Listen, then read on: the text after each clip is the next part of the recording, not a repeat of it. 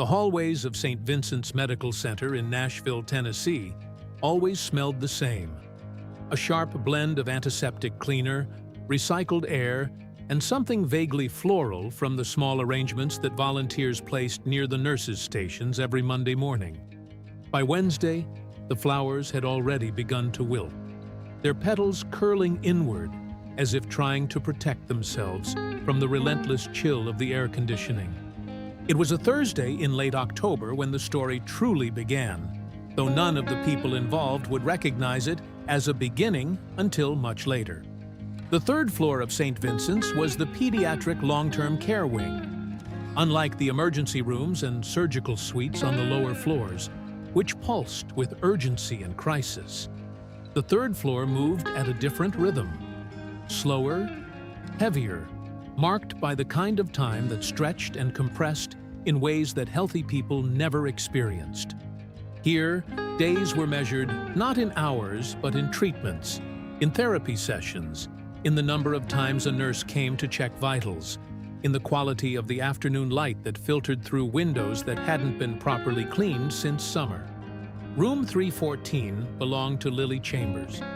She was 9 years old, small for her age, with brown hair that her mother kept in 2 braids when she visited, which wasn't as often as either of them would have liked.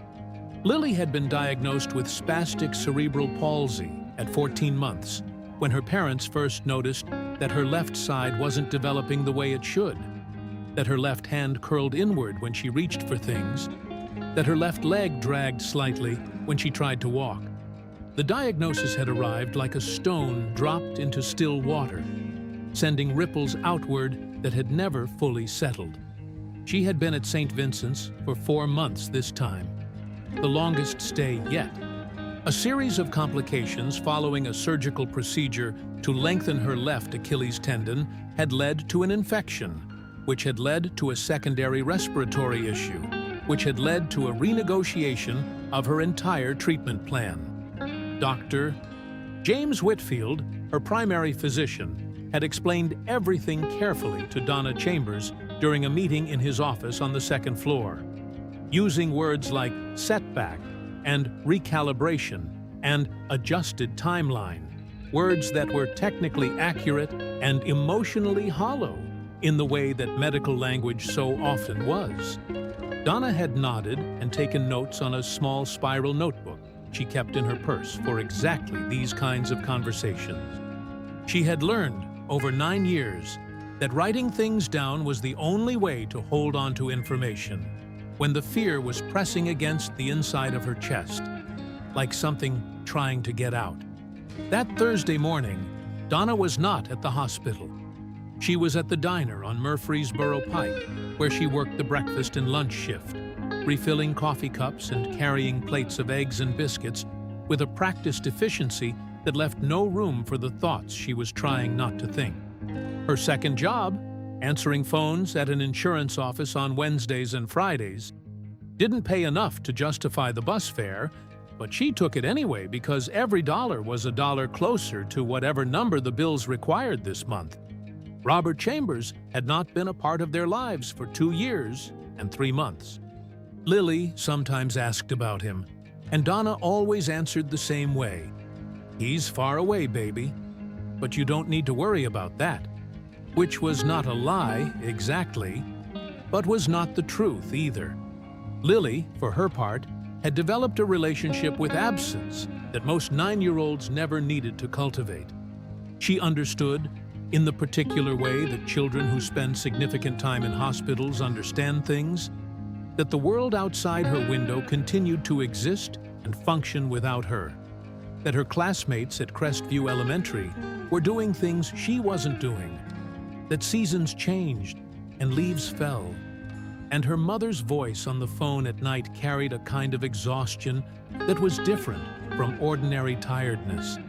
She dealt with all of this by singing.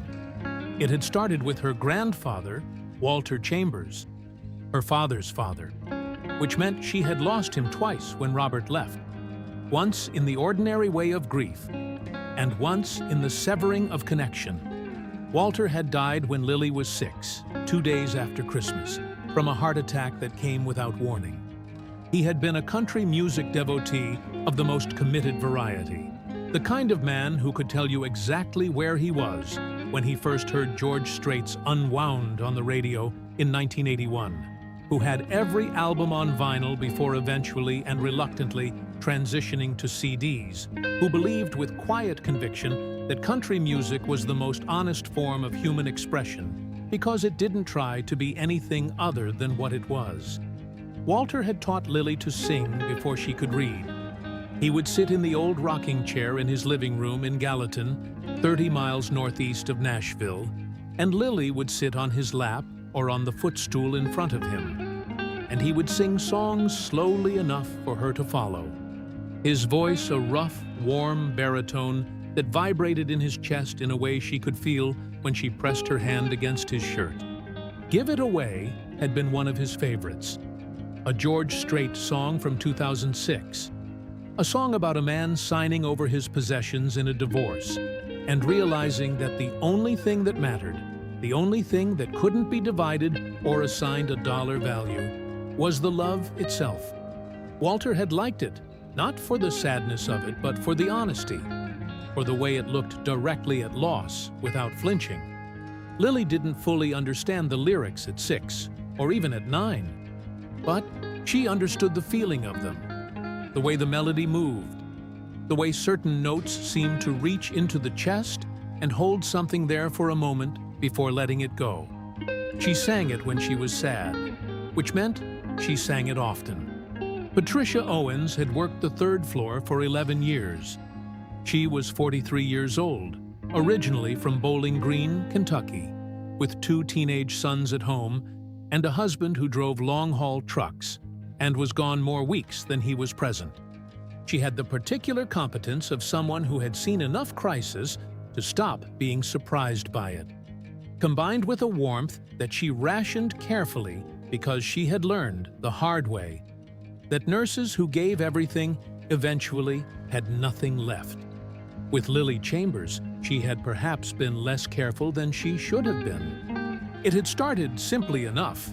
Patricia had noticed, during her first week with Lily, that the girl hummed while she was having her vitals taken, as if the music was a way of anchoring herself to something while the clinical procedures happened around her. Patricia had mentioned it, just in passing. "You've got a nice hum there." And Lily had looked up at her with those dark eyes and said, without any particular self-consciousness, "My grandpa taught me." That had been the beginning of something Patricia hadn't expected. By the 2nd month, she had started timing certain of her rounds to coincide with the times when Lily was awake and alert, which was most of the morning and early afternoon before the medications made her drowsy. They had conversations that ranged from the practical, what was for lunch, whether the physical therapy session had gone well, to the unexpected, with Lily asking questions that Patricia sometimes struggled to answer. Questions about why certain people got sick and others didn't, about whether heaven was a real place, or something people said to feel better, about whether Patricia thought Lily would ever be able to run. That last one, Patricia had answered carefully. "I think you're going to do things that surprise everyone," she had said, "including yourself." Lily had considered this for a moment. "That's not really an answer." "No," Patricia had agreed, "it's not." On that Thursday morning in late October, Patricia was finishing her charting at the nurse's station when she heard it. Lily's voice, coming from somewhere down the corridor, clear and surprisingly strong for a girl who had been dealing with respiratory complications. "The house, the car, the countdown is on." Patricia set down her pen. Lily had apparently gotten herself into her wheelchair, something she was technically capable of, but wasn't supposed to do unsupervised, particularly given her current recovery status, and had wheeled herself out of room 314 and approximately 40 feet down the hallway toward the large window at the end of the corridor that looked out over the hospital's small courtyard garden, where a few stubborn marigolds were holding on against the October cold. She was sitting in her wheelchair facing the window, her back to the hallway, her small shoulders moving slightly with the effort of singing, her voice carrying in the particular way that hospital corridors amplified sound. The hard floors and bare walls bouncing the notes outward in all directions. So I'm giving it away. Giving it away. Patricia stood at the nurse's station for a moment, watching from a distance, making the clinical calculation. Lily was not in immediate danger. The corridor was empty. The singing was a positive sign of her respiratory capacity, and then made the human calculation, which was simply that some things should not be interrupted. She picked up her pen and went back to her charting. Down the hallway, Lily sang to the marigolds. 2 floors below, in the main lobby, a man named George Strait was signing paperwork at the reception desk. He was 74 years old, though he moved with the easy physical confidence of someone who had spent decades on stages and ranches and didn't carry his age as a burden. He was wearing a dark jacket, jeans, and boots, dressed, as he almost always was in public, with a kind of understated practicality that had been his signature for 45 years in the music industry. His manager, a younger man named Dennis, stood slightly behind him, checking messages on his phone with the perpetual distraction of someone whose job required constant connectivity. They were here because of Clay Henderson. Clay was 68 years old, a session musician who had played steel guitar on more than 30 of George's recordings over the course of a career that had paralleled George's own in the quiet, unglamorous way that supporting musicians' careers often did. Essential, skilled, largely invisible to the broader public. He had been admitted to St. Vincent's 8 days ago following a stroke, and while the initial prognosis had been cautious, his doctors were now more optimistic. He could have visitors. He had asked, through his wife Beverly, whether George might be able to come.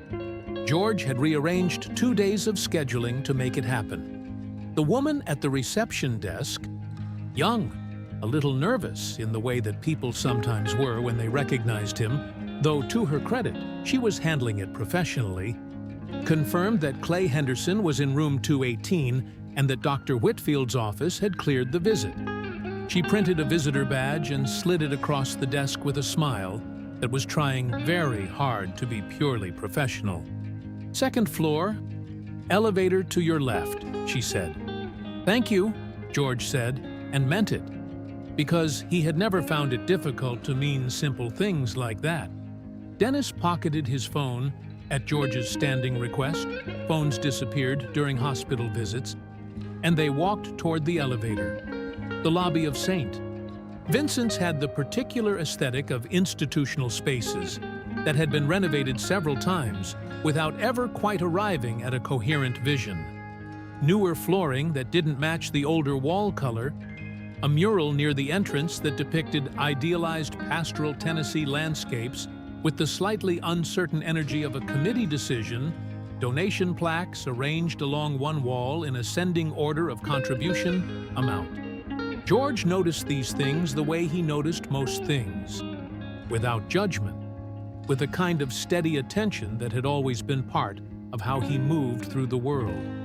He had been in many hospitals over the years, for many reasons, and he had developed a respect for them, for what they contained, for the weight of what happened inside their walls. The elevator opened on the second floor, and they stepped out, turning right toward the room numbers Dennis had written on a card. The second floor was quieter than the lobby, the particular quiet of a floor where people were recovering rather than arriving or departing. Room 218 was at the end of the hall.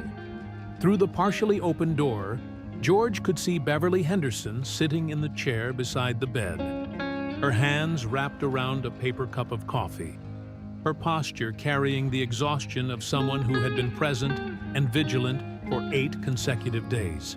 She looked up when she heard footsteps and stood quickly, her face shifting from tiredness to something like relief.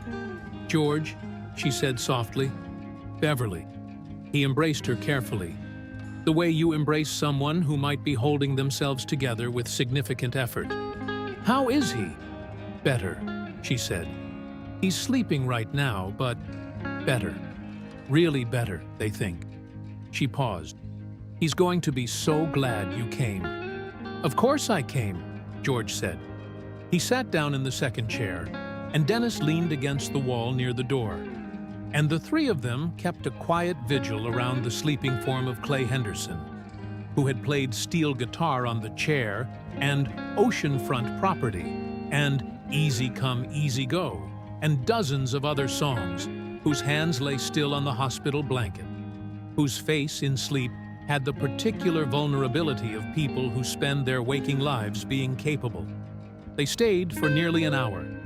Clay woke halfway through, groggy and slow but present, recognizing George immediately, reaching out with his less affected hand. They didn't talk much. They didn't need to. Some visits were about the presence, not the conversation. When it was time to go, George stood and said goodbye to Beverly and told her to call him, that he meant it, that Dennis had left his direct number on the notepad by the window. Beverly nodded with her eyes bright. In the hallway outside room 218, Dennis consulted his phone briefly. "Car's out front whenever you're ready." George nodded, but didn't move immediately toward the elevator. He stood for a moment in the hallway, in the way that he sometimes stood in the moments just after something that had moved him. Not processing it exactly, just letting it settle before returning to the pace of ordinary movement. "Take a minute," Dennis said, without being asked, because he had worked with George long enough to recognize the signs. George walked slowly down the second-floor corridor, not toward the elevator, but away from it, past the nurses' station and past the rooms with their half-open doors, past the cart of meal trays being delivered by an orderly who nodded at him without apparent recognition, past the small family consultation room with its box of tissues on the table and its soft chair arranged in a circle.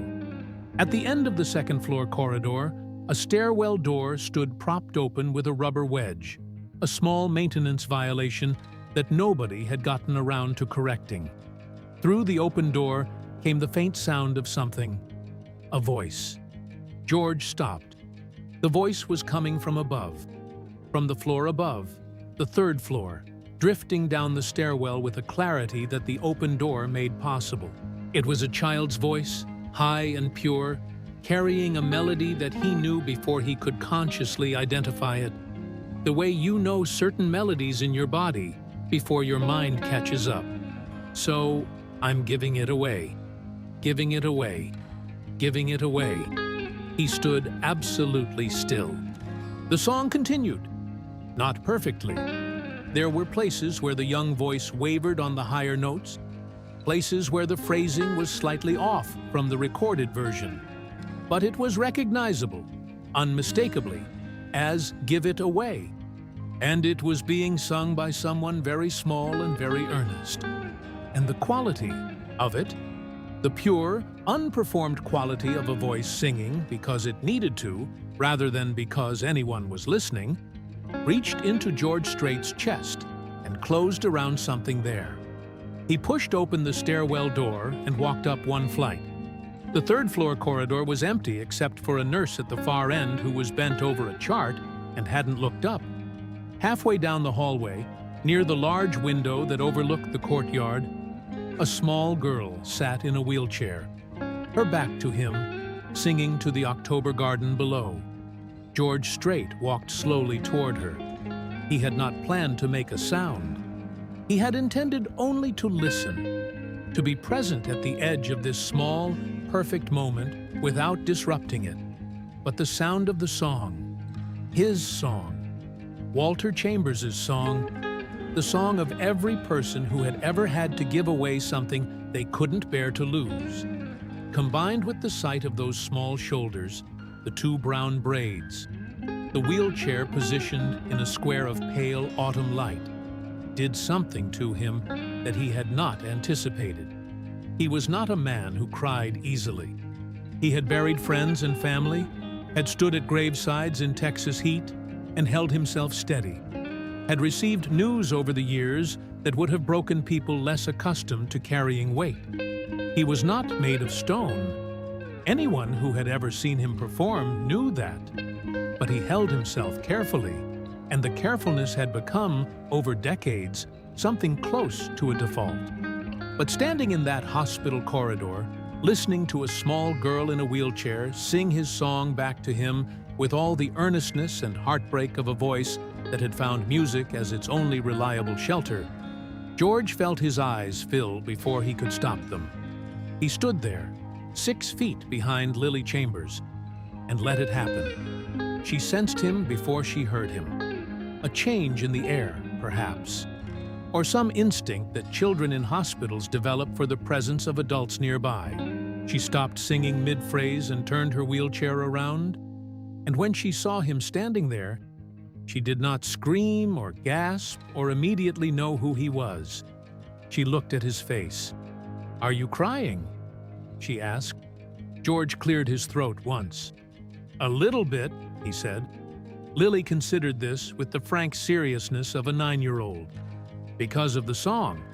"Because of the song," he agreed. She tilted her head. "Do you know it?" He almost smiled. "I know it pretty well," he said. "My name is George." The thing about unexpected moments is that they rarely announce themselves as significant while they are happening. Significance, most of the time, is something assigned in retrospect, a story that gets told later, shaped by what came after, polished by repetition into something cleaner and more inevitable than the actual experience had been. But even in the moment, standing in the third-floor corridor of St. Vincent's Medical Center on a Thursday morning in late October, both George Strait and Lily Chambers understood that something unusual was occurring.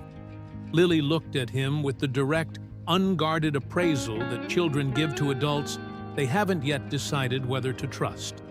He looked back at her with the particular attention of someone who had just been reached by something he hadn't expected.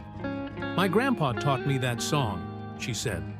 "He had good taste," George said. "He said the man who sang it was the best there ever was." She paused, examining George's face with continued frankness. "Are you really crying?" "The tears have mostly stopped," he said. "But yes." She seemed to find this acceptable. "I cry sometimes too, mostly at night. Patricia says it's okay." Patricia sounds smart. "She's my nurse. She's the best one." Lily glanced down at her hands in her lap. "I'm not supposed to be out here by myself. I got out of bed to look at the flowers." She gestured toward the window. "There's some yellow ones still alive down there." George looked toward the courtyard window. The marigolds were indeed still holding on, a small cluster of orange and yellow against the gray-brown of October soil. "Marigolds," he said. "They last longer than most. Do you know about flowers?" "A little. I grew up on a ranch." She looked at him again, reassessing. "What kind of ranch?" "Cattle, mostly, in Texas." "I've never been to Texas," Lily said. "I've mostly been here." The plainness of it. "I've mostly been here." Landed quietly, the way plain things often do, harder than elaborate ones. At the far end of the corridor, Patricia Owens had looked up from her charting. She had registered the presence of the man standing with Lily with a moment of pure professional alarm. Who was this person with Lily? How had he gotten past? Before her brain supplied the recognition that her eyes had been slow to process. She stood very still for approximately 3 seconds, recalibrating. Then she walked down the corridor at a pace that was quick without being alarming. "Lily," she said, arriving at the wheelchair with a practiced calm that gave nothing away. "You know you're not supposed to be out here without—" She looked at George. "I'm sorry, sir. I need to—" "My fault entirely," George said. "I heard her singing from the stairwell and came up. She didn't go anywhere she wasn't already going." Patricia absorbed this. The professional requirement to return Lily to her room competed briefly with the awareness of who was standing in her corridor and the look on Lily's face, which was the most openly engaged she had appeared in weeks. "I was telling him about the flowers," Lily said. Patricia looked at the courtyard window, then back at George, then at Lily. "5 more minutes," she said. "Then we go back to your room and you let me check your breathing, okay?" "Okay," Lily agreed, with the easy compliance of a child who had won a negotiation. Patricia stepped back to a respectful distance, close enough to supervise, far enough to give them space, and did the thing that she would describe to her husband Bobby on the phone that evening as the most surreal 5 minutes of my professional life. George crouched down so that he was at eye level with Lily in her wheelchair. A natural, unconscious gesture that Lily noticed immediately. "You've got a strong voice," he said. "For those high notes, especially." "I practice a lot," she said. "There's not that much else to do." "Do you know other songs?" "Lots. Mostly Grandpa's songs. Some I make up." She paused. "Do you like music?" "I do," he said. "It's what I do." "Like for a job?" "Like for a job." She considered him. "What's your last name, George?" "Strait." The name moved across her face without immediate connection. Then something shifted. A slow, dawning recognition. The kind that children have when a piece of information they've been told abstractly suddenly takes on a concrete form. "Wait," she said slowly. "Grandpa had a poster." "Did he?" "In his music room. A man in a hat." She stared at him. "You're the best there ever was." George Strait laughed. A genuine, full laugh that Patricia heard from 15 feet away and would remember for years. "Your grandpa thought so," he said. "I'm not sure I'd go that far." "He didn't lie about music," Lily said, with absolute conviction. "He said lying about music was the worst kind of lying." "I think," George said carefully, "that I would have liked your grandpa a lot." The 5 minutes had stretched closer to 15 by the time Patricia intervened properly, wheeling Lily back toward room 314 while George walked alongside, the three of them moving down the corridor in a configuration that nobody would have predicted at the start of that morning. At the door to room 314, they stopped. "Do you have to go?" Lily asked. George glanced at Patricia, who gave him the smallest nod, meaning, "Your call, but she's asking." "I need to check on my friend downstairs," he said. "But I'll tell you what." He looked at her directly, the way he had been looking at her since the beginning, not performing gentleness, just actually being present. "Would it be all right if I came back?" Lily looked at Patricia. "I think that would be very all right," Patricia said. "Then I'll come back," George said. He said goodbye to Lily with a handshake. She offered her right hand with a formal seriousness that made him smile, and nodded to Patricia and walked back down the corridor. At the elevator, Dennis was waiting, having been texted by the reception desk, and arrived slightly panicked only to find George in a perfectly calm conversation with a child in a wheelchair. "Everything okay?" Dennis asked. "Yeah," George said. "Everything's okay." In the elevator, Dennis, who had the good instincts of someone who had navigated complicated situations for a long time, asked no further questions. The next morning, Donna Chambers arrived at the hospital at 7:15, before her breakfast shift, carrying 2 things: a styrofoam cup of coffee that had been purchased from the gas station on the corner because the hospital coffee cost $3 and the gas station coffee cost 99 cents, and a spiral notebook in which she had written a list of questions she needed to ask Dr. Whitfield about Lily's updated treatment schedule. Donna was 36 years old, though she appeared in certain lights somewhat older, not from any particular hardship of feature, but from the accumulated weight of worry that had been her constant companion for nearly a decade. She was a tall woman, angular in the way of someone who had once been softer and had been worn down to essentials. with the same dark hair as Lily, currently pulled back in a way that prioritized function over aesthetics, because aesthetics had been low on her priority list for quite some time.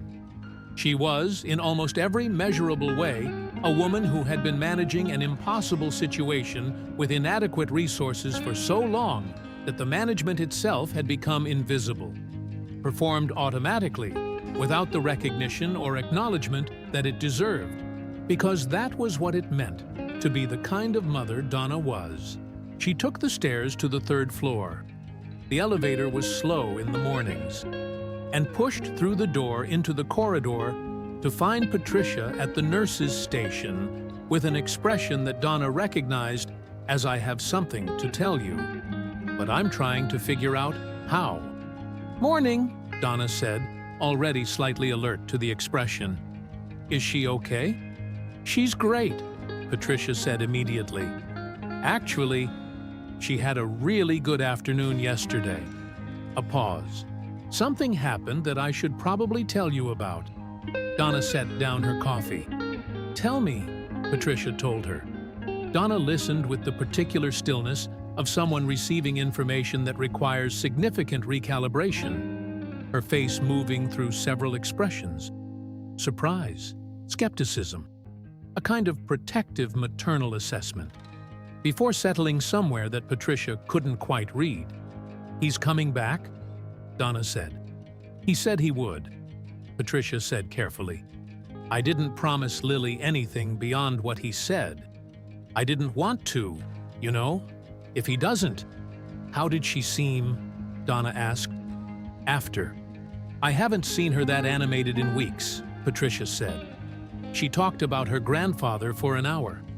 She told me the whole history of that song, where she learned it, when she first heard the record, what the music room in his house looked like." She paused. She fell asleep smiling. "I don't say that lightly." Donna was quiet for a moment. Then she picked up her coffee and said, "Okay. Okay as in, if he comes back, he comes back. And I'll be here." She looked at Patricia. "I already changed my Friday shift. I'll be here tomorrow." He came back on Saturday. He came with no announcement, no entourage, just himself and Dennis waiting in the lobby, and a small paper bag from a music store on Broadway that contained a CD of Straight Out of the Box, the 4-disc compilation that included "Give It Away," along with nearly every other major song he had recorded. He had written on the inside cover, "For Lily, sing every day. George." Donna was in the room when he arrived. The introduction was the particular species of awkward that comes from a situation that has no existing social script.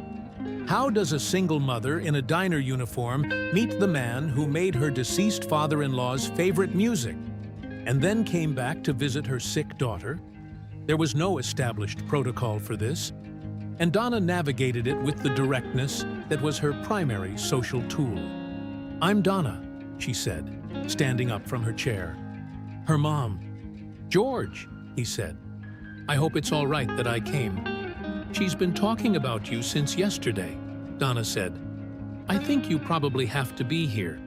Lily was sitting up in bed, visibly more alert than her baseline, a fact that Dr. Whitfield had noted in his morning rounds and attributed cautiously to the psychological boost of the previous day, which he had been briefed on by Patricia and which he had recorded in Lily's file under significant positive affect shift: social interaction, external engagement.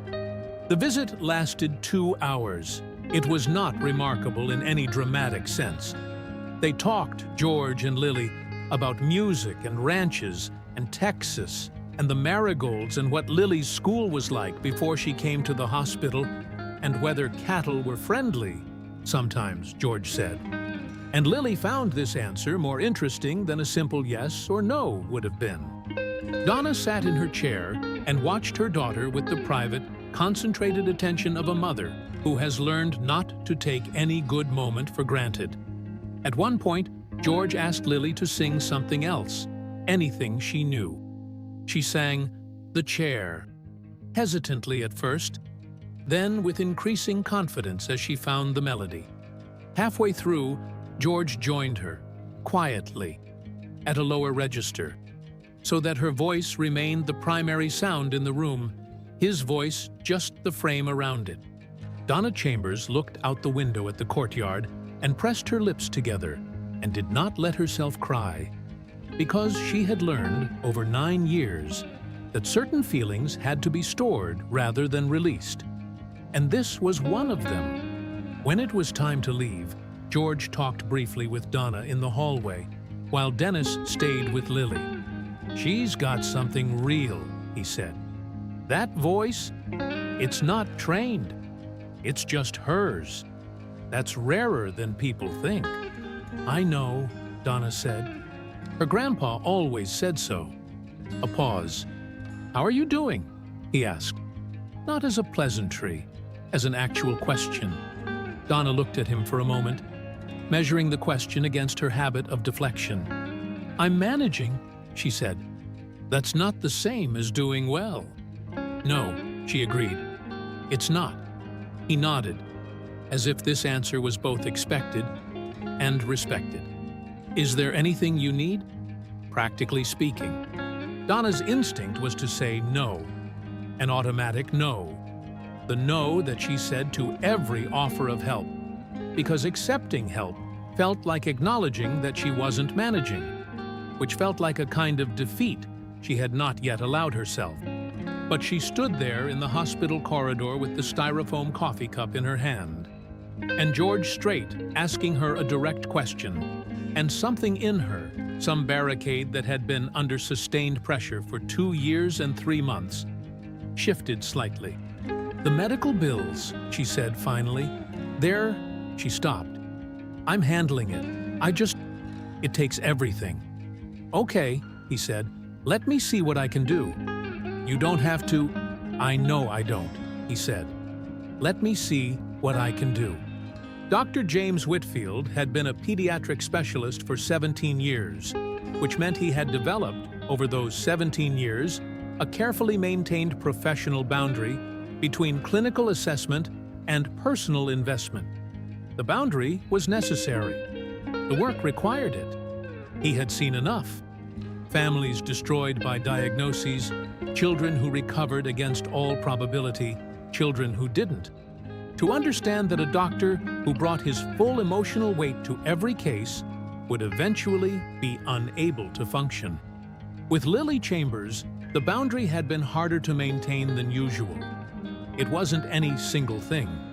It was the accumulation of things, the 4th month of complications that should have resolved in 6 weeks.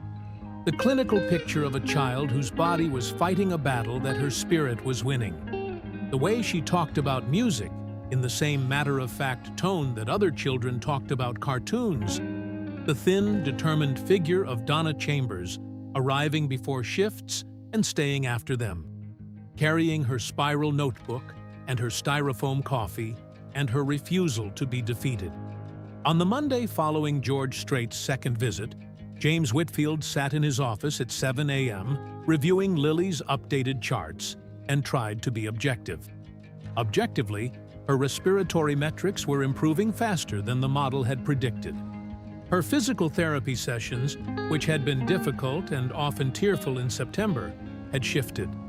She was cooperative, engaged, pushing herself in ways that her therapist, a young woman named Rachel Ford, had described in her notes as unexpected and encouraging.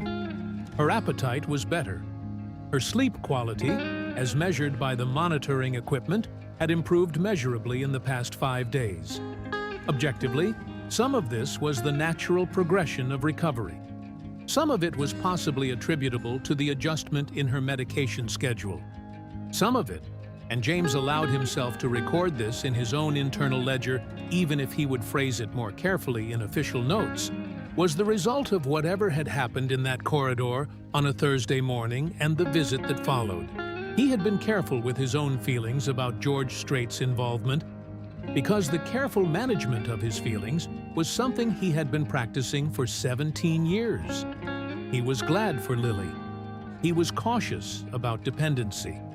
He was aware that hope that arrives unexpectedly can, if it departs unexpectedly, do damage that is harder to treat than the original condition. He made a note to discuss this with Patricia at their next team meeting. What he did not write in any note, and did not say to Patricia, and did not acknowledge to himself until much later, was this: that when he had passed the open door of room 314 on Saturday afternoon and seen George Strait sitting in the chair beside Lily's bed, their voices joined in a George Strait song, with Donna watching from her chair by the window and the afternoon light moving across the room. When he had seen this, James Whitfield had stopped walking, had stood in the corridor for perhaps 30 seconds, and had felt something in his chest that was not clinical and was not professional, and was very difficult to categorize as anything other than what it was. He had kept walking, but the 30 seconds had happened. 3 weeks passed. George Strait returned 4 times in those 3 weeks, visits that were becoming, gradually, and without any explicit agreement, a kind of pattern. He did not come on a fixed schedule. His life did not allow for fixed schedules, but he came when he could. Always without announcement, always without the machinery of publicity that his name could generate when it was deployed. He had asked Dennis to keep the visits private, which Dennis had done with the efficiency of someone who understood exactly what was at stake. Within St. Vincent's, the secret was an open one in the way that secrets in enclosed communities tend to become. The nurses on the 3rd floor knew. The receptionist knew. Dr. Whitfield knew. And a few of the other families on the floor had heard things and formed impressions. But it remained contained without leaking into the world outside, which was what George wanted and what Patricia enforced with a quiet authority that brooked no argument. Lily, for her part, had incorporated George's visits into her world with the adaptability of children, who are often better than adults at accepting extraordinary things as simply a new feature of ordinary life. She looked forward to the visits without agonizing over the intervals. She sang for him when she felt like it, and talked about other things when she didn't. She asked him questions about Texas and cattle, and what Nashville had been like in the 1980s, and whether he had ever been to a state fair. He told her about the ranch, about his wife Norma, who he described with a simple, total warmth that Lily found easy to understand. Some people, she had learned, just clearly loved other people. And this was one of those cases. About the King of the Hill tour in 1997 that had broken records, about which he was matter-of-fact without being boastful, in a way that Lily, whose grandfather had raised her on the religion of that tour, found immensely satisfying. About his son Bubba, who had died in a car accident in 1986, before Lily's parents were born. He told her this quietly, on the 3rd visit, in response to a question she had asked about sadness, whether sad things ever stopped being sad, or whether they just became something you carried. Both, he said. It becomes something you carry, and carrying it becomes so natural that sometimes you forget you're carrying it. And then something reminds you, and you feel the whole weight of it all over again. But you're stronger from the carrying, even when you don't feel like you are. Lily had thought about this for a long time. Is that what happened in the hallway? She asked. When I was singing. He had looked at her for a moment. Yes, he said. I think that's what happened. She nodded, as if this confirmed something she had suspected. I'm glad I was singing then, she said. It helped both of us. On the 4th visit, George arrived to find a different energy in room 314. Or rather, to find Donna present with an expression that told him something was happening before anyone said anything.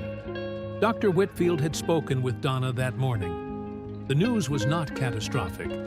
He had been careful to make that clear immediately, to front-load the reassurance before the information, because he had learned that the sequence mattered enormously, but it was not uncomplicated. Lily's respiratory improvement had plateaued.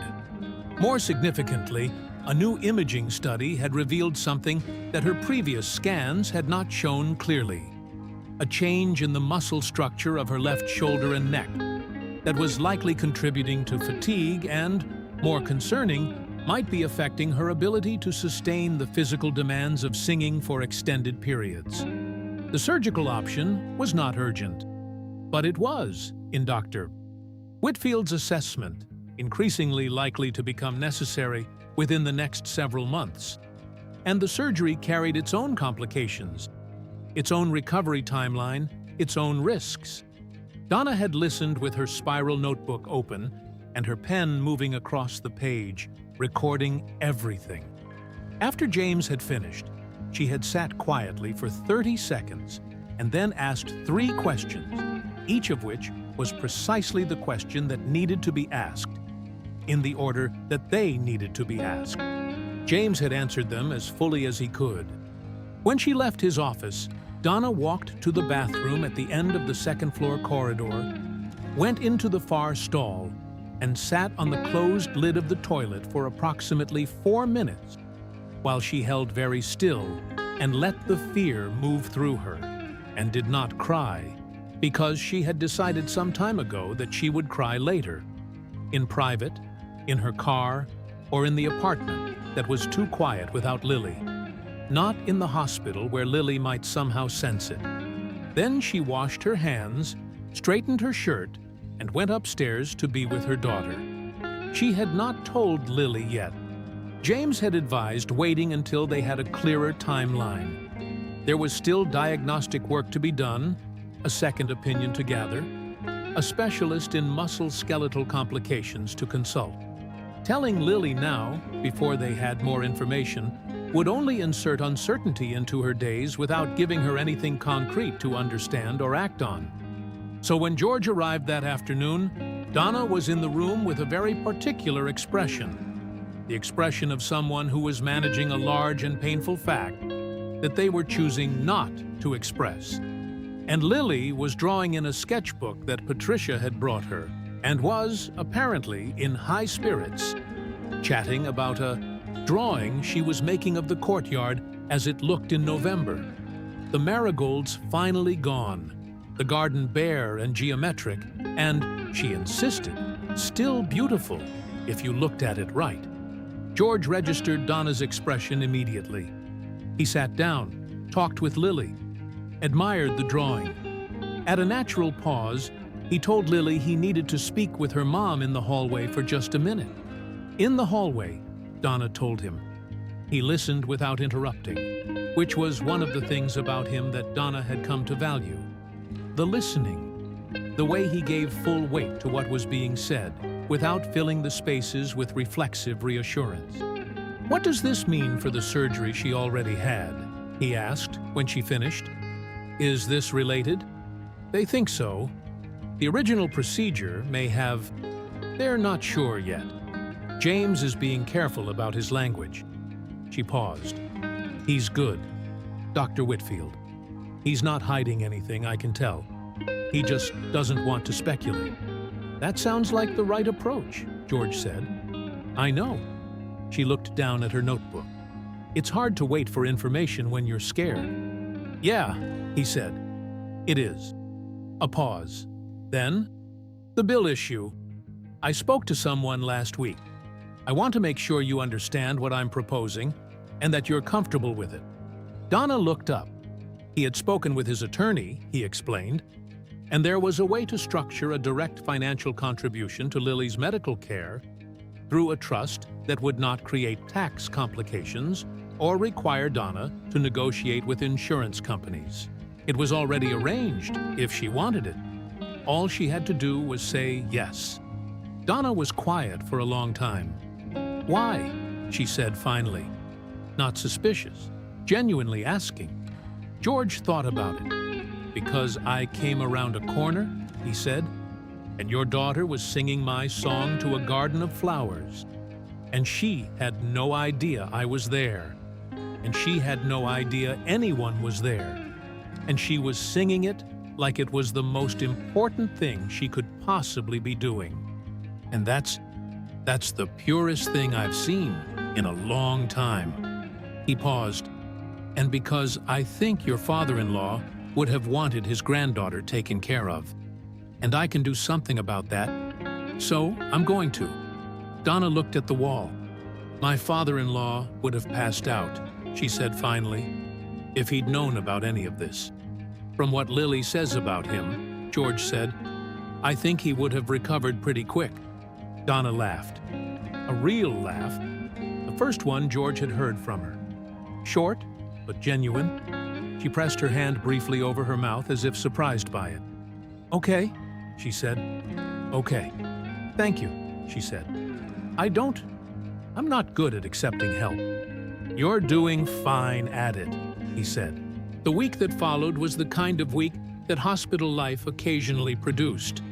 A week of unusual density, in which multiple things that had been developing quietly beneath the surface suddenly and simultaneously required attention.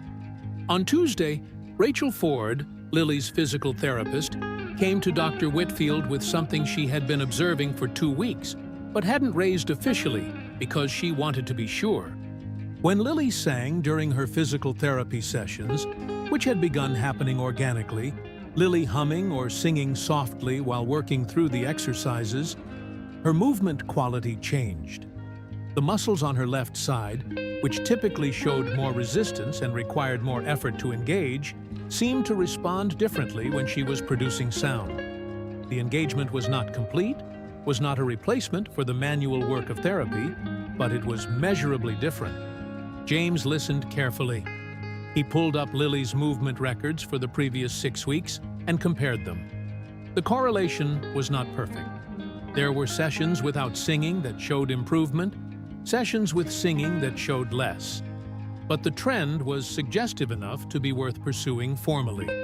He consulted with a colleague at Vanderbilt, a neurologist named Dr. Ellen Pascoe, who specialized in the relationship between auditory processing and motor function in children with cerebral palsy. Ellen had seen the phenomenon Rachel was describing. Not commonly, but enough to have a framework for it. There was research. It wasn't definitive, but it was real. James went back to his office after the call with Ellen and sat for a while looking at the updated reports on Lily's case. He thought about the corridor encounter, about George Strait stopping in a hospital hallway and being undone by a child's voice, about the chain of events that had followed that moment. Not dramatic, not miraculous, just a series of human responses to a human thing, rippling outward in ways that couldn't have been predicted. He thought about Lily asking whether sad things ever stopped being sad. He thought about Donna in the hallway, holding her notebook, maintaining her composure with the particular dignity of someone who has made composure into a survival strategy. He thought about the 30 seconds he had spent standing outside room 314 on that Saturday afternoon, when he had stopped walking and felt something he hadn't expected to feel. He was aware that he was thinking about this too much. He was aware that the professional boundary he maintained so carefully was not under threat in any way that was inappropriate. It was not that kind of feeling, and he was a man who understood his own feelings with reasonable clarity. But it was the feeling of someone beginning to understand that a distance he had maintained for good professional reasons had also been, without his fully noticing, a distance from himself. He wrote 2 more consultation requests. He reviewed 3 other case files. He went home at 6:30 and made pasta and ate it alone because his marriage of 8 years had ended 14 months ago. And he lived alone now in a house that he was still, 14 months later, in the process of becoming accustomed to. He was not unhappy exactly. He was someone who had made the work the center of his life in a way that had been, for a long time, sustaining, and was now revealing its limitations. He thought about Donna Chambers again, briefly, and then reminded himself that these were not thoughts he was going to entertain. He went to bed and read for an hour and slept reasonably well. On Thursday of that week, exactly 2 weeks after George Strait had first heard Lily singing from a stairwell, Robert Chambers called Donna's cell phone. Donna was at the diner when the call came in, carrying a pot of coffee and navigating between 2 tables. She saw the name on her screen and stopped so abruptly that the coffee sloshed dangerously close to the edge of the pot. She set the pot down on the nearest surface, which happened to be the corner of a stranger's table, said, "I'm sorry, 1 second," to the confused customer, and walked quickly to the back of the diner, through the kitchen door, and into the narrow alley behind the building. "What do you want?" she said before he could speak. Robert's voice was the same as she remembered, a voice she had spent the past 2 years and 3 months trying to stop hearing in her head. He sounded, she noted, slightly hoarse, as if he had been sleeping badly. "I heard something," he said. "You're going to have to be more specific." "About Lily. About... Someone told me there was a..." He stopped. "Is George Strait visiting Lily at the hospital?" The information had leaked. Donna had half expected it, half dreaded it. Nashville was not a small town, but the circles within it were smaller than they appeared, and someone had talked to someone who had talked to someone. "Who told you?" she said. "Does it matter?" "It matters to me." A pause. "My cousin. She works in medical billing." Donna stood in the alley behind the diner, with October cold pressing against her, and looked at the brick wall across from her, and chose her words with the precision of someone who had been wronged, and knew it, and was choosing not to lead with that. "Yes," she said. "He's been visiting. It started by chance. He was in the hospital for something else." Silence. "How is she?" Robert asked. "She's fighting an infection, and she needs more surgery, and she asks about you sometimes, and I tell her you're far away." Donna kept her voice flat. "How long have you been in Nashville?" Another pause. 3 weeks. 3 weeks. He had been 20 miles from the hospital for 3 weeks, and had called now on a Thursday, because he had heard about George Strait. Donna closed her eyes for exactly 5 seconds. "I'm not going to tell you what to do," she said. "She's your daughter. But I'm going to tell you this. If you come to that hospital, you come to see her, not to see whoever you think you're going to see. And if you come and leave again without warning, without a plan, without any kind of commitment, I will make sure that you never have this phone number again. Do you understand me? Donna, do you understand me?" A long pause. "Yes," he said. "Good," she said. She picked up the hem of her apron and looked at it for a moment. "I have to go back to work." She hung up. She stood in the alley for another 30 seconds. Then she went back inside, picked up the coffee pot, apologized properly to the customer whose table she had commandeered, refilled cups with a steady hand, and finished her shift. That night, she sat in her car in the hospital parking lot for 20 minutes before going inside.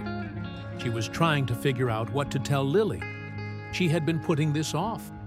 Not just about Robert's call, but about everything, about the new surgical possibility, about all of it. She had been managing alone for so long that the habit of managing alone had become indistinguishable from the decision to manage alone. She thought about what George had said. "You're doing fine at it." She thought about Patricia's face when Donna had told her that she wasn't sure how to explain things to Lily. The gentle, clear-eyed certainty with which Patricia had said, "She already understands more than you think. She's just waiting for you to be ready to talk." Donna got out of the car and went upstairs. Lily was awake, which she sometimes was at this hour, the medications having created a schedule that didn't always align with ordinary day rhythms. She was lying in bed with the sketchbook open, adding something to the November garden drawing. Donna sat down in the chair beside the bed. "Your dad called me today," she said. Lily kept her eyes on the sketchbook for a moment. Then she looked up. "Is he okay?" she asked. The question was careful, not cold, not warm, just careful. The way Lily had learned to be about things that could hurt. "He's in Nashville," Donna said. "He might want to visit." Lily looked at her drawing. "Do you want him to?" she asked. The question surprised Donna. The directness of it. The fact that Lily was asking about Donna's wants rather than her own. She was quiet for a moment. "I want whatever's good for you," she said. Lily shook her head slightly, a gesture Donna recognized as "That's not what I asked." "I don't know," Donna said finally, honestly. "I don't know what I want." Lily nodded, as if this honest answer was worth more to her than a certain one. "Okay," she said. "If he comes, I'll see him. If he doesn't, I'll be okay." Donna reached out and touched her daughter's hand. The right one, the strong one, the one that could hold a pencil and gesture and clasp. "When did you get so wise?" she said. Lily shrugged, a little self-conscious. "Patricia says it's the hospital. She says spending time here makes you figure out what's important." "Patricia," Donna said, "is a very smart woman." Robert Chambers arrived at Saint-Etour. Vincent's on a Saturday morning, 12 days after his phone call with Donna. He was 40 years old, which surprised the nurses who expected someone older from the way Donna's face changed when his name was mentioned. He was tall like Lily, with the same dark hair and the same dark eyes, though his eyes lacked the directness that made Lily's so striking. He had the appearance of someone who had been living somewhat carelessly, not devastatingly, not the visual evidence of catastrophe, but a general looseness of presentation. A coat that needed cleaning, shoes that hadn't been polished in too long. He had been living in Memphis for 2 years, working in warehouse logistics, a job that was not what he had imagined for himself at 40, though what he had imagined for himself at 40 had dissolved in the months after Lily's second surgery, when the fear and the guilt and the inadequacy had combined into something he had not known how to carry and had, instead, set down. He knew what he had done. He was not a man who lacked self-awareness. He was a man who had lacked, at the critical moment, the particular species of courage that the situation required. The courage to stay in the presence of something that frightened you, to love imperfectly and visibly rather than not at all. He had been working on this, slowly, with a therapist in Memphis named Dr. Carol Okafor, who had been relentlessly patient with him for 18 months. He was not the same person who had driven to Memphis on a February morning 2 years ago. He was not sure whether that was enough to matter. Donna met him in the lobby. The meeting between them was quiet and constrained and completely private. They stood near the donation plaques on the lobby wall, away from the main foot traffic, and looked at each other with the accumulated weight of shared history and years of distance. "You look well," Robert said, because he meant it, and because it was the least loaded true thing he could think to say. "I'm tired," Donna said, "but Lily's having a good week, so I'm okay." A pause. "The ground rules." He nodded. "You don't tell her you're sorry without meaning it. Not as a performance, not to make yourself feel better." Her voice was level. "She is the most honest person in this building, and she will know the difference." "I know," he said. "You don't make promises about the future unless you can keep them. If you say you're coming back on a specific date, you come back on that date. I understand." "And you don't?" She stopped, and something crossed her face that was not anger, but was the feeling underneath anger. "She has missed you. Don't minimize that. Don't try to explain it away or tell her she's fine without you. She's survived without you. That's different from fine." Robert looked at the floor. "Yeah," he said quietly. "I know it is." Donna looked at him for a long moment. "She has a voice," that would have broken your father's heart wide open, she said. She sings in the corridor because it helps her breathe. She sang a George Strait song and George Strait cried in the hallway. She paused. She's the best of everything we ever were, Robert. Don't you dare waste this. He nodded once, tightly, the nod of someone holding themselves together. Room 314, Donna said. She knows you're coming. I'll be downstairs for an hour. Lily was sitting up in bed when Robert walked in. She had her sketchbook closed on the bedside table. A conscious decision, Patricia had noticed. A way of being present and available rather than occupied. Robert stopped just inside the door. Lily looked at him with those direct, dark eyes. "Hi, Dad," she said. The simplicity of it, the complete, devastating simplicity of "Hi, Dad," was too much. Robert's face collapsed. He pressed his hand over his mouth for a moment and then crossed the room and sat in the chair beside the bed and looked at his daughter, who had grown and changed and was small and strong, and watching him with an expression that was not angry, was not warm yet, was simply open, waiting. "Hi, baby," he managed. Lily looked at his face. "Are you crying?" "Yeah," he said. She nodded slowly. "George cried too," she said. "The first time he heard me sing." A pause.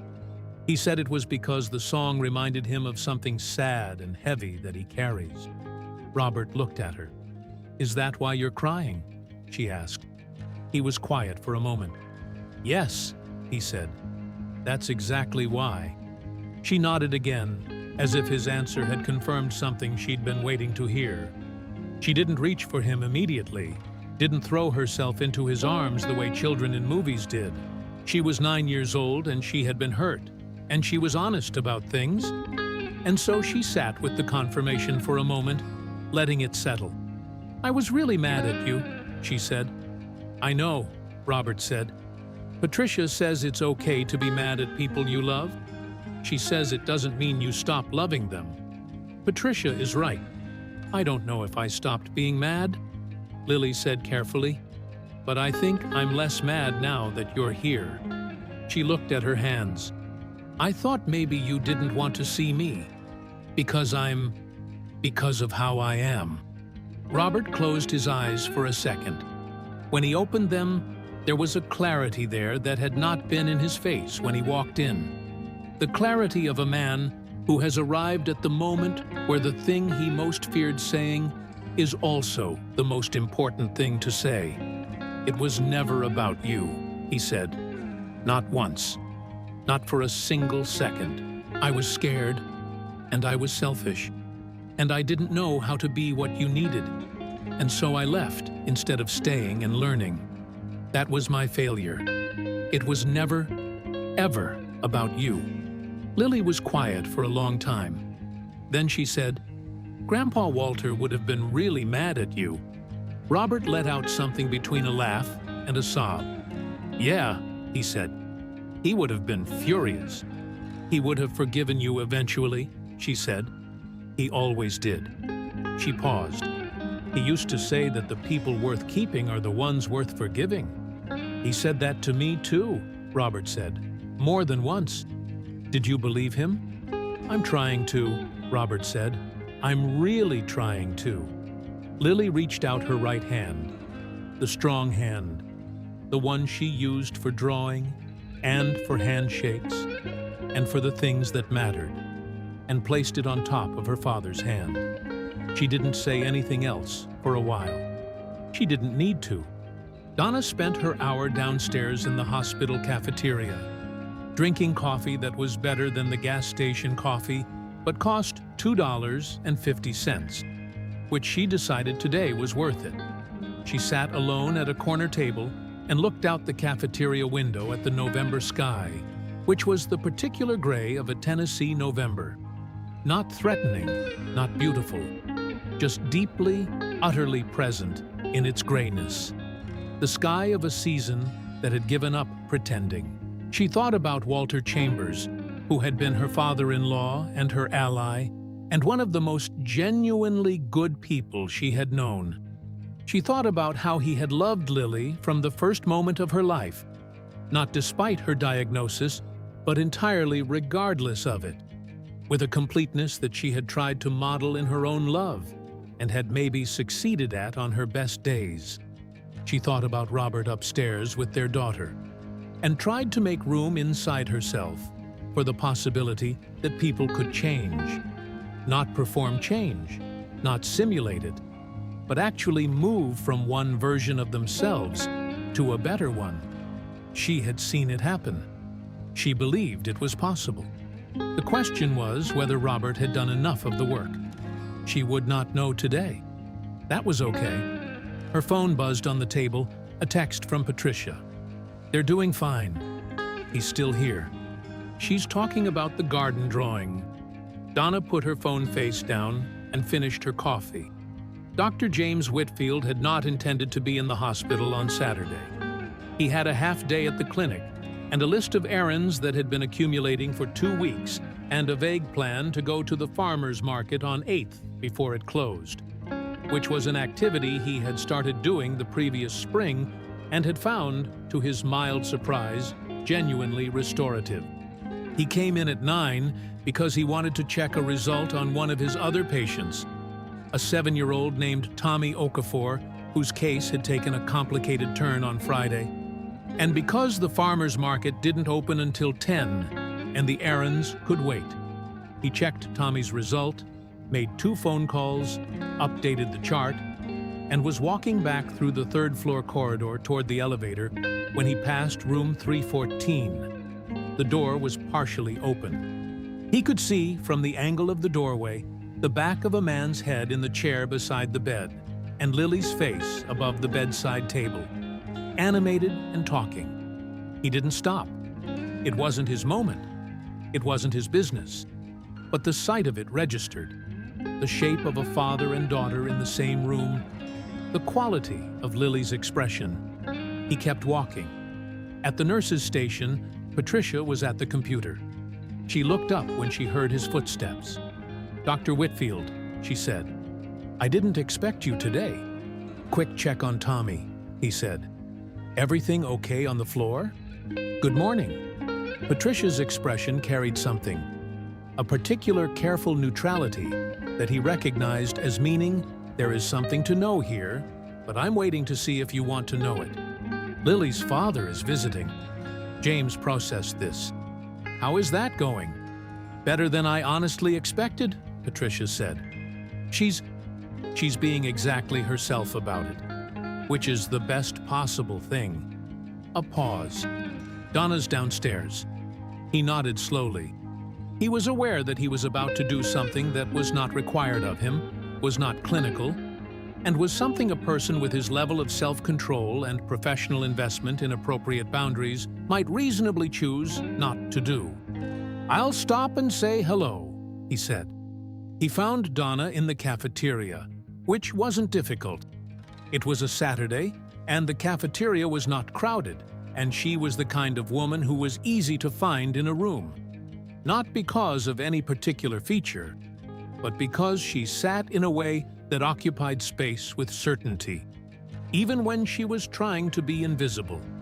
She looked up when he appeared, and her expression shifted from the private face she'd been wearing to the functional one she kept for hospital interactions. "Dr. Whitfield," she said, "is something—" "Nothing's wrong," he said immediately. "I was upstairs checking on another patient. Patricia mentioned you were down here." He paused. "I wanted to check in."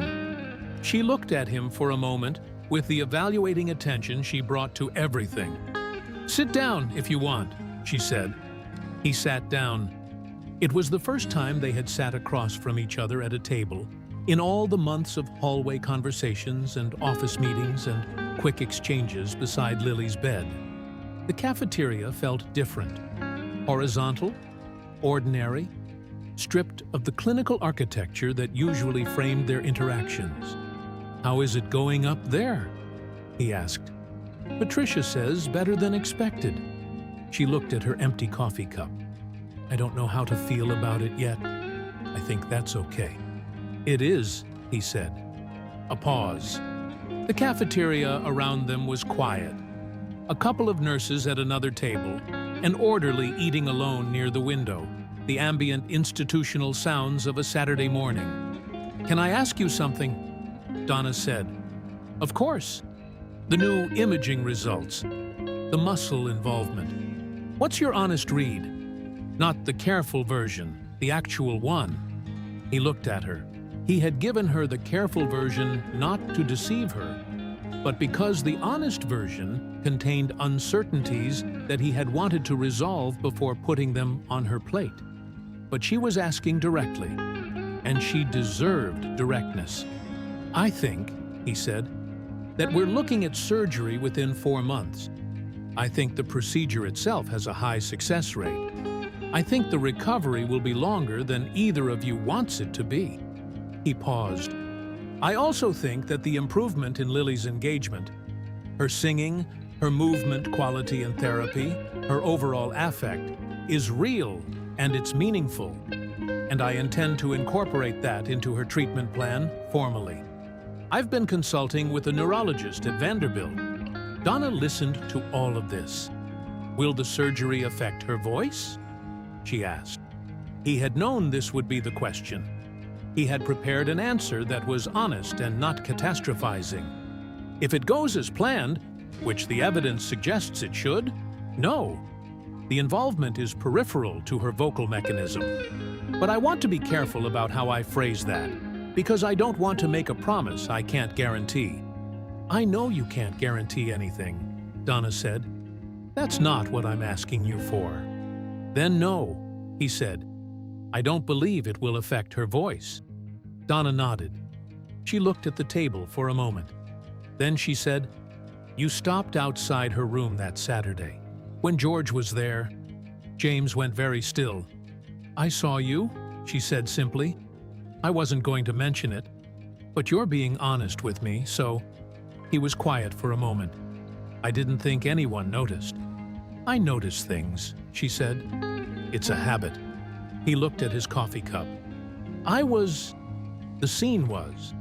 It was affecting." He chose his words carefully. And then, in a moment of decision that surprised himself slightly, he stopped choosing them carefully. It was one of the most quietly extraordinary things I've seen in a very long time. In a building where I try to be a certain way. "Careful," Donna said. "Yes," he said. "Careful." She looked at him. "Is that a bad thing?" "No," he said. "It's a necessary thing. It's also—" He stopped. "I've been wondering if it's also a limiting thing. In some contexts." Donna was quiet for a moment. Outside the cafeteria window, the November sky was doing what November skies in Tennessee do. Moving, changing, the gray of it shifting in ways that were subtle and various. "I've been alone for 2 years," she said. "I'm not going anywhere. I'm not—" "That's not a suggestion. It's just—" She paused. "I think careful people recognize each other." James looked at her. "I think they do," he said. They sat together in the cafeteria for another 20 minutes, talking about things that were not entirely clinical. And neither of them acknowledged this directly. And both of them understood it completely. Upstairs, Robert Chambers was helping Lily add shading to the November garden drawing. He was not an artist. He had never pretended to be. But Lily was patient with him, explaining which pencil to use and how much pressure to apply. And he followed her instructions with the careful attention of someone who understood that this was not really about drawing. "Will you come back?" Lily asked, at some point during the drawing, in the same tone she used for everything. Direct, without drama. "Yes," Robert said. "When?" "Next Saturday, earlier in the day." She considered this. "Will you call before?" "Every time," he said. She nodded, accepting this as a reasonable contract. She returned to the drawing. "I'm going to tell you something," she said. "Okay?" "I stopped wishing things were different," she said. "About being sick and being here and all of it. Patricia helped me with that. She said wishing things were different uses up energy you need for other stuff. She glanced at him. But I still wished you'd come back. That was the one thing I kept wishing. Robert kept his eyes on the drawing. His jaw was tight. I'm here, he said. I know, she said. That's why I'm telling you. The surgery was scheduled for the second week of February. In the 3 months between November and February, the shape of things changed in the gradual, incremental way that real change almost always happens. Not in a single transformative moment, but in the accumulation of small shifts that become, only in retrospect, a pattern. Robert kept every appointment.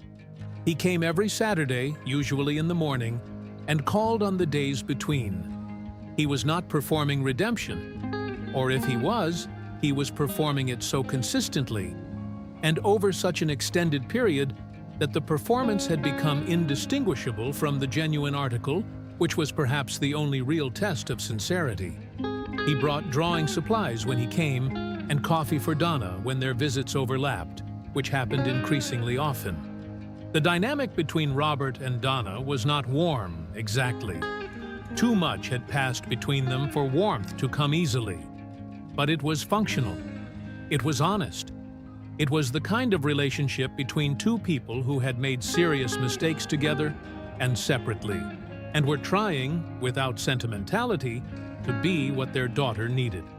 Lily observed all of this with her customary directness and said nothing about it directly, which was itself a kind of comment. George Strait visited twice more before the surgery. Once in December, when he came with a guitar and played quietly in room 314 for 20 minutes, while Lily sang along, a small private concert that Patricia supervised and that Dr. Whitfield noted in Lily's file as significant therapeutic value, recommending continuation. And once in January, a shorter visit, a check-in, a way of saying, without saying it, I'm still here, you're still seen. He had been careful about the visits, not withdrawing, but not creating a dependency that he knew he couldn't sustain indefinitely. He was a man with a full life, with a career and a family and obligations, and he was honest enough with himself to know that he could not be a permanent fixture in Lily's world. What he could be was what he had already been, a person who had been present at a particular moment, who had been honest about what that moment meant, and who had followed through with what he could actually offer. The trust that he had arranged through his attorney was in place by December, fully funded, managed by a third party. The monthly disbursements covered Lily's medical expenses, with enough remaining to reduce the pressure on Donna's working hours, which Donna had not reduced. Not yet, not until she was certain the arrangement was stable, but which she now knew she could reduce if she needed to. She didn't tell many people about this. Patricia knew. Robert knew because Donna had told him in a matter-of-fact way that she had come to prefer for delivering information that was complicated. Simply, without editorializing, and then moving on. On the January visit, George found Donna in the hallway outside room 314. Looking at her phone with an expression that he had come to recognize as something good that she's not sure how to process. What happened? He asked. She showed him the phone. It was an email from the music teacher at Crestview Elementary, Lily's school, asking whether Lily might be willing to record a short video of herself singing for the school's spring concert program. Just a video, nothing demanding. They had heard about her from someone who had heard about her from someone. Word got out, George said. Apparently, Donna said. I don't know what to do with this. What does Lily want? I haven't told her yet. Donna looked at the phone. I'm scared of wanting things for her that are too big. George was quiet for a moment. There's a difference, he said carefully, between wanting things for someone and wanting things that are already in them. He paused. That voice was there before I showed up. I didn't give her anything. I just happened to be in the hallway. Donna looked at him. "You cried," she said, "in the hallway." "Yeah, that wasn't nothing," she said. For her, that someone heard her, and it mattered that much. She put the phone away. Her grandpa was the last person who listened to her like that. George nodded. "Tell her about the email," he said. "See what she wants." Lily wanted to do it. She was definitive about this in the way she was definitive about things she had thought through carefully. Not impulsive, not performing excitement, just clear. She wanted to make the video. She wanted to sing "Give It Away." She wanted people to hear it. The video was made on a Thursday afternoon in late January, 2 weeks before her surgery. Rachel Ford, her physical therapist, was present. Patricia was present. Robert was there, sitting in the corner, quiet and steady. Donna filmed it on her phone. Lily sat in her wheelchair. She was back in the wheelchair more frequently now, as the surgical preparation required a reduction in certain physical activities, and looked at the camera with her customary directness, and sang without preamble, without stage fright, without any of the self-consciousness that most people of any age bring to being recorded. She sang it all the way through. When she finished, the room was quiet for a moment. Robert, in the corner, had his hand over his mouth. Rachel Ford was blinking rapidly at her clipboard. Patricia was smiling in the particular way she smiled when she was working hard not to cry. A smile that engaged all the muscles of her face in a kind of full-body effort to maintain itself. Donna lowered her phone. "Good?" Lily asked. "Baby," Donna said. It was perfect. The surgery on the second Thursday of February lasted 4 hours and 12 minutes. James Whitfield was not Lily's surgeon. The procedure was performed by Dr. Alicia Morrow, a specialist who had flown in from Vanderbilt for the consultation and had agreed to take the case. James was present in the hospital during the surgery, not scrubbed in, not in the OR, but present, available, checking in with the surgical team through proper channels, sitting with Donna and Robert in the waiting area during the long middle hours when there was nothing to do but wait. This was not, strictly speaking, part of his responsibilities. He was there because Lily was his patient in every sense that mattered, and because Donna was sitting in the waiting room with a spiral notebook in her lap that she was not writing in, which meant the fear was too large to contain in writing, which meant she needed, not company, necessarily, but presence. Someone in the room who understood both the clinical reality and the human one. Robert sat beside Donna, not touching her, but close. The specific proximity of two people navigating shared fear with the particular caution of people who have hurt each other and are trying to be better. James sat across from them, and they waited together. At 3:47 in the afternoon, Dr. Morrow came into the waiting room. Her expression was the one that families learn to read before the words come. The particular composition of a surgeon's face when the thing they are about to say is good. "She did beautifully," Alicia said. Donna's breath came out of her in a sound that was not quite a sob and not quite a sigh, but was something in between. The sound of a held thing being released. Robert reached out and took her hand. She let him. James looked at the window, at the February afternoon outside. The recovery was, as he had predicted, longer than either Lily or Donna wanted. 6 weeks of restricted movement, 4 additional weeks of modified physical therapy, careful monitoring of her respiratory capacity, which remained strong, better in fact, than the pre-surgical baseline, and her vocal ability, which Alicia and James both confirmed in the 3rd week post-surgery. Unchanged. Her voice was intact. She did not sing in the hospital corridors during those first weeks.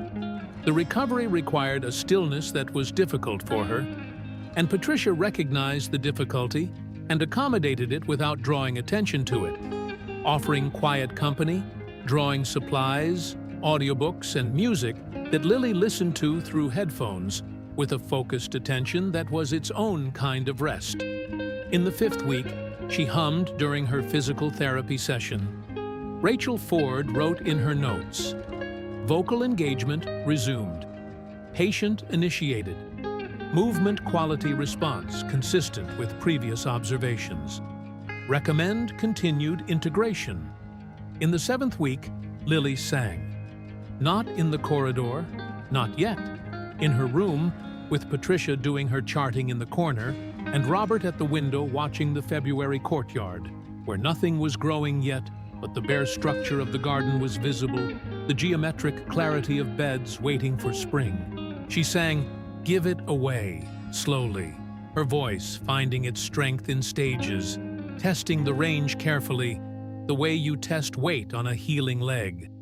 Not recklessly, but not timidly either. Robert kept his eyes on the courtyard. His shoulders moved once, a single contraction, and then he was still again. Patricia kept writing, but her pen had stopped moving across the page.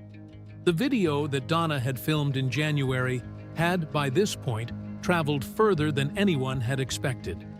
The music teacher at Crestview Elementary had included it in the spring concert program. One of the parents had shared it on social media with a brief explanation. This is a 9-year-old with cerebral palsy who has been in the hospital for 6 months. She taught herself George Strait songs from her late grandfather. This is her singing. The post had moved through the particular channels of the internet that carry certain things with unexpected velocity. Stories that combine beauty and vulnerability and honesty in ways that don't require explanation or embellishment. By the time Lily was in her 7th week of recovery, the video had been viewed and shared widely enough that several journalists had attempted to reach Donna for comment, which Donna had declined with a brief, courteous email that said, "Lily is recovering from surgery and is doing well. We appreciate the kindness." George had seen the video. He had called Dennis, and Dennis had called Donna, and Donna had called Lily into the phone conversation. And Lily had talked to George from her hospital bed with the easy familiarity of someone talking to a person they know well. "It's going around," Lily told him. "I saw that," he said. "Does it feel weird?" she asked. "That it's your song?" "It hasn't been only my song since the first time someone else sang it," he said. "That's what songs are for." She was quiet for a moment. "Grandpa would have liked this whole story," she said. "He would have told it forever." "Yeah," George said. "I think he would have." "George?" "Yeah." "Thank you for coming up the stairs," she said. He was quiet for a moment. "Thank you for singing," he said. Spring arrived in Nashville the way it does. Not with ceremony, but with a sudden insistence, the temperature changing 1 week in March in a way that felt less like a gradual transition and more like the world deciding to be different. Lily walked into the corridor for the first time on a Tuesday morning in late March. Not in her wheelchair. On her feet with a walker, slowly, her left side working at the careful pace that it had always required and would perhaps always require. But working. The new surgery having addressed the muscle issue in her shoulder and neck that had been creating compensatory strain throughout her left side. The result of which was, as Dr. Morrow and James had both explained, not a cure, but a correction. A reduction in the resistance she had always been fighting against. It was a shorter walk than she had hoped. Fatigue came faster than she would have liked. But she made it to the window at the end of the corridor. The same window where she had been sitting in her wheelchair 6 months ago, when a man had come up a stairwell to find out where the voice was coming from. Outside, the courtyard was beginning. The bare geometric beds of February were showing color. Pale green and early yellow. The first tentative emergence of things that had been waiting underground through the cold. No marigolds yet. Those would come later, in the summer, when the heat arrived and the season settled into itself. But there was color. Lily stood at the window with her walker and looked at it. Patricia was behind her, at a distance, doing what she always did. Present without intruding, close enough to matter, far enough to allow the moment to be what it was. Donna was coming up at noon.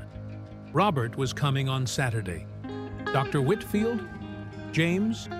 She had started calling him James in her head, though not yet aloud, would review the latest measurements this afternoon and tell her what they meant for the next phase of treatment. There was still a long way to go. There was still more surgery to consider in the years ahead, more adjustments, more compromises with a body that would always require more negotiation than most. There was school to return to, and friendships to rebuild, and 100 ordinary milestones that had been suspended for 6 months and would need to be reclaimed at whatever pace she could manage. There was all of that.